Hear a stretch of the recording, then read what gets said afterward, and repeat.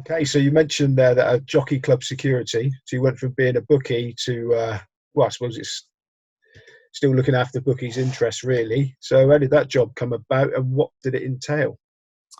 Yeah, that job came about. Actually, I didn't see the ad in the Racing Post. My dad saw the ad, and Dad phoned me up and said there was a job here that might suit you. And it was at the Jockey Club as the sort of first betting analyst, betting investigator, betting expert to be part of their new security and intelligence unit, which was being set up by Paul Scotney. I think Paul Scotney joined in 2003.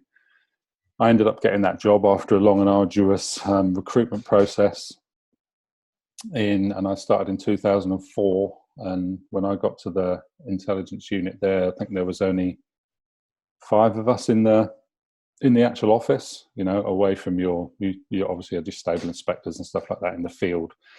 But Paul Scotney had rightly recognised that it might be handy for the Jockey Club to have someone who knew the first thing about racing and betting. So that turned out to be me.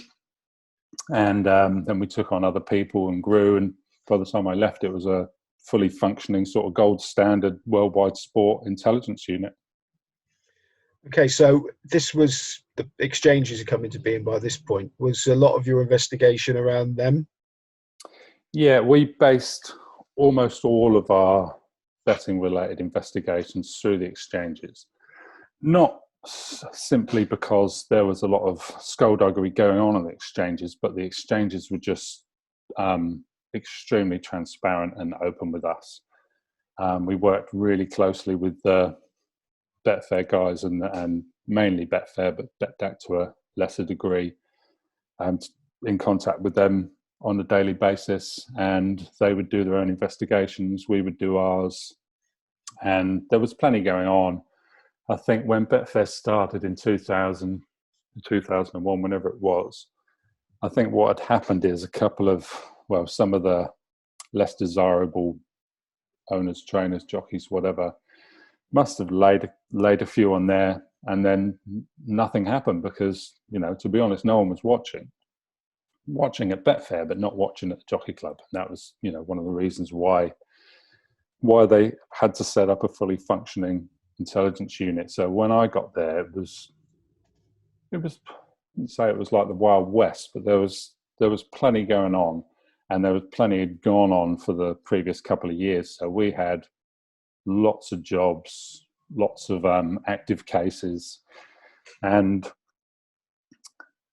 yeah, by the time I left 6 years later, it was a different beast. I think we pretty much got everyone who we thought we should, dozens of trainers and jockeys, owners.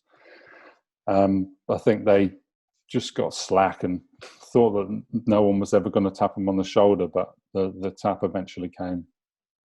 Were you shocked or pleasantly surprised by, in inverted commas, how bent the game actually was? I wasn't shocked, and it was still a small percentage of races. Even at its worst, it was still small. But I wasn't shocked because I'd seen a few races. I remember watching the Gary Carter race when he stopped Dodona, a horse called Dodona, when I was at UK Betting. I remember throughout it was a terrible result for us, and I remember throwing my pen against the TV or something, thinking, "You bent this and that." And I'd seen a few races after that, so I wasn't completely shocked, but we were opening up these cases, and then you were looking back through. You'd obviously see one race, so there's your one race, there's your sort of smoking gun, and then you'd find that race, and then you'd get all the different accounts in, and then look back at the previous, and you'd see patterns of all the races that had gone on previously. So that's what we were doing. We would see a race that we didn't like, match up the bet into the ride or whatever, analyze the bets, analyze the accounts and the linked accounts, and then sort of work backwards, because you'd find a pattern of a jockey or a trainer or whatever. Because to be honest, they weren't sophisticated betting people, the people who were doing this sort of thing. So how many people do you reckon were brought to book and that you could actually prove a case against? And were there any high profile sort of names that people might know? Well, as I said, we got everyone who we say we wanted to get. We got everyone we thought the evidence was really strong. You know, your Dean McEwens and Blockleys and Dean Murners and that sort of ilk. Wherever, you know, a lot of people in the industry knew that these people were up to no good. So we think we got mainly the sort of bad apples.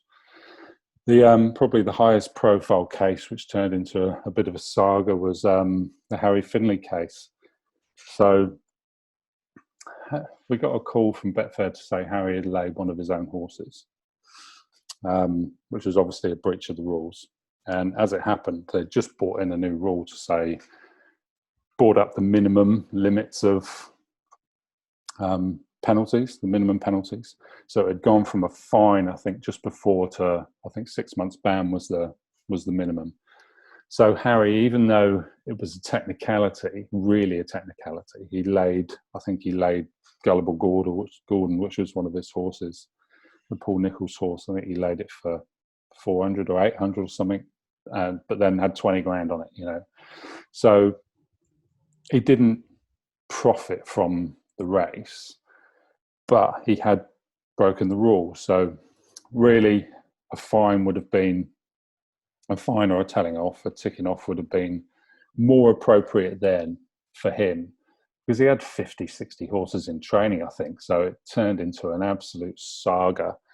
And yeah, I felt for him, really. You know, I wasn't drawn to Harry's TV personality particularly. You know, I'd maybe turn the sound down when Harry came on shouting, but when I met him, we sort of hit it off, you know, and we sort of got a bit of a friendship. Even though I was investigating him, it was a very weird time. It was quite odd, because we were investigating him, but he was still phoning me all the time because he knew I was sort of on his side. And yeah, it went on and on and on. It was quite strange, but in the end, I think he got his ban turned over. Now, on a lighter note, you telling me a story when we were sort of talking about doing this, that you backed Yates to try and pay for your wedding, and that was a bit of an awkward situation where you couldn't cheer. What was going on there? I did well. It was a bit like that. I remember being at Royal Ascot when Yates won its first Ascot Gold Cup, and I think I was there with my wife. My memory may be playing tricks on me, but I'm sure I turned around to my wife, my girlfriend at the time, saying, "If this goes for the Melbourne Cup, this could pay for the wedding." Like, I was convinced this horse is the best stare I've ever seen. I still think it is, but maybe I'm deluded. So I just started chipping away. So that would have been in June. First Tuesday of November would be the Melbourne Cup, and the plan was to come over for the Melbourne Cup. My dad would be there because he'd be coming over for my wedding, have a couple of weeks in Australia, then get married in Australia, come home. So I chipped away, tenors here, scores here, chipping away at Yates. Biggest bet I've ever had on a horse, before or since. I was still having more on it as they were going in the barriers. Like, we'd been there about 5 hours. Racing starts at 9 o'clock in the morning on Melbourne Cup day. So I was pretty well lubricated, having more and more on. So said to my dad, "Oh, we should have a trifecta as well." I said, you pick 3, I'll pick 3, we'll do 6. Never had a trifecta bet in my life.